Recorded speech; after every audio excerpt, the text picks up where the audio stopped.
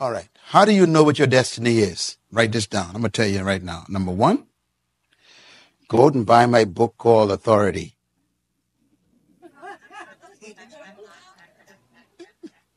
Number two, go out and buy my book called The Power of Vision. Look at the last chapter.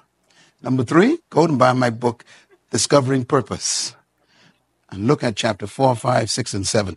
Number 5, go out and buy my book, Understanding Your Potential. All these books tell you how to find your destiny. But for the sake of those who don't like to read, I will give you 3 of the principles. Number 1, your purpose and your destiny is whatever makes you angry. That's your purpose and your destiny.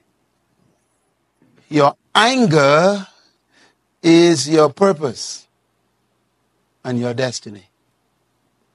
What do you mean, Dr. Monroe? Well, whatever makes you angry, you're supposed to fix. Everyone was born to solve a problem.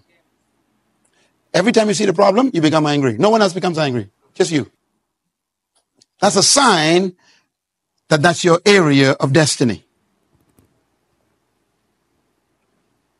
So go find your anger.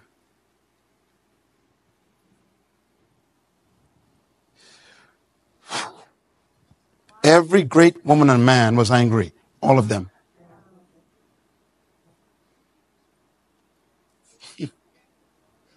Hallelujah. Number 2, how do you find your destiny? What would you do for no paycheck?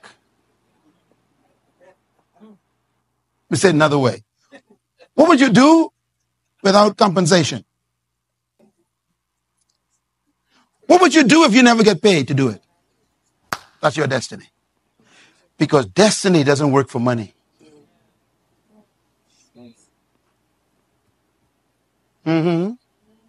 That's why a person who found their destiny don't have a job. Because destiny is not a job. It's an assignment.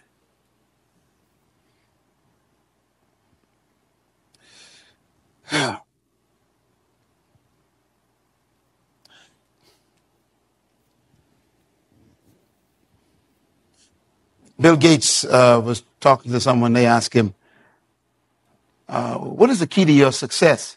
He said, I found something I love to do more than money.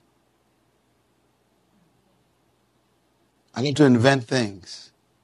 It's my passion. And what I invent solves problems. Number 3, finally. What is your destiny? Your destiny is your passion. Every human has passion, but our culture hides it.